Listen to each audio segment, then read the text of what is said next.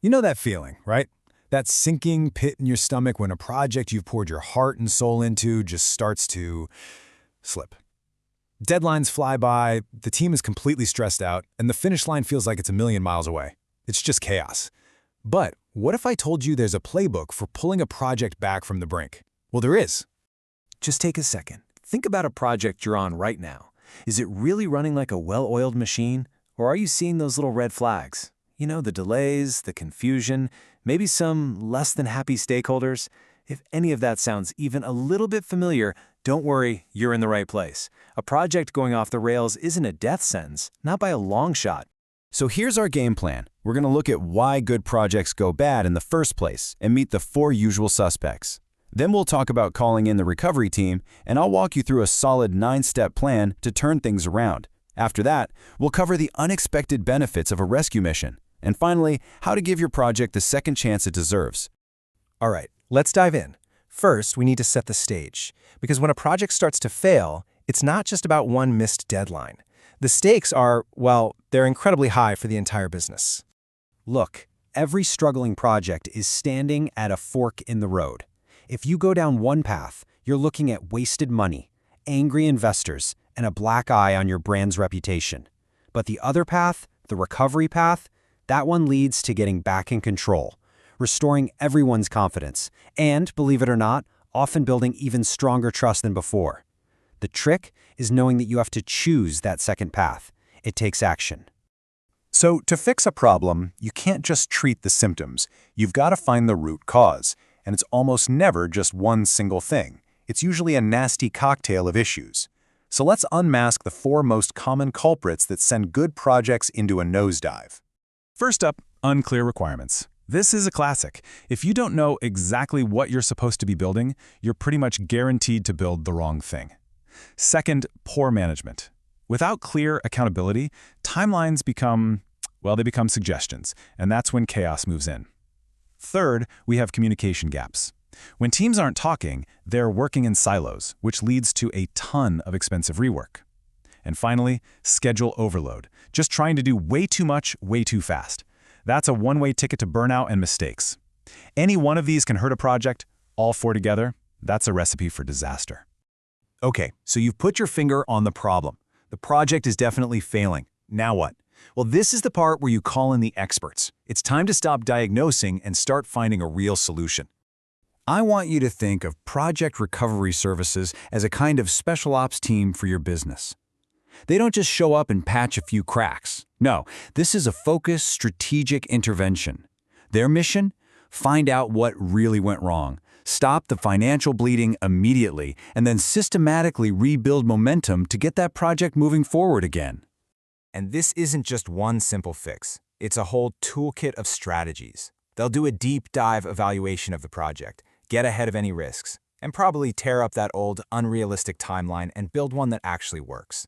They might even restructure the team to get the right skills in the right places. It's a complete overhaul, all designed for one thing: success. All right, now we get to the heart of it all, the action plan. We're about to walk through a proven 9-step process that can take a project from the edge of a cliff to a successful launch. Let's break this down.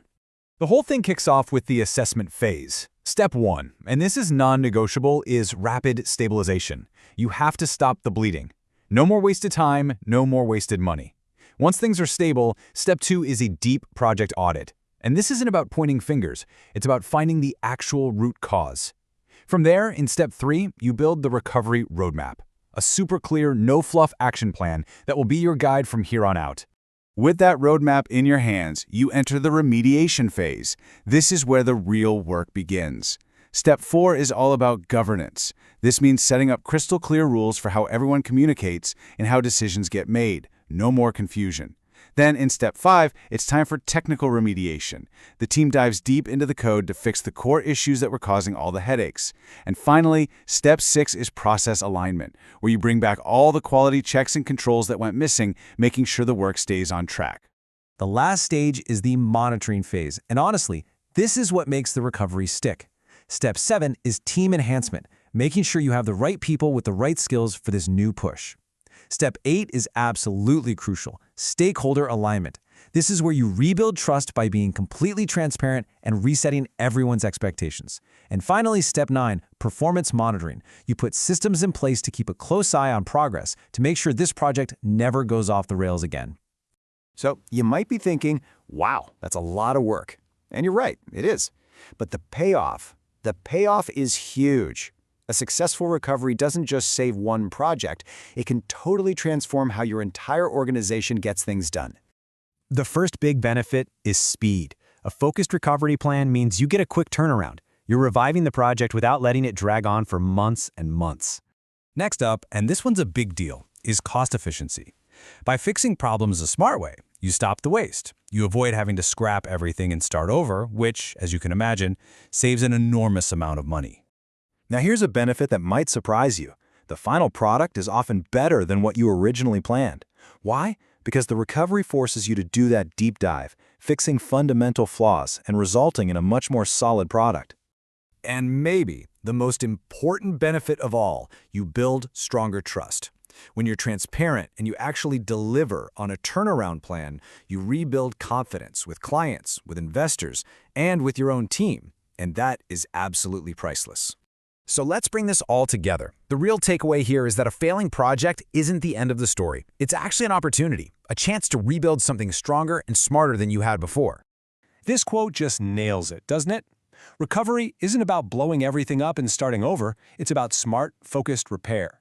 With the right team, you can salvage all the good work that's already been done and get back on the fast track to a successful launch. So I'll leave you with this question to really think about. It could be having a brutally honest conversation with your team, or reevaluating your goals, or maybe even asking for outside help. What's the one thing you can do today to start moving your project out of chaos and back into control?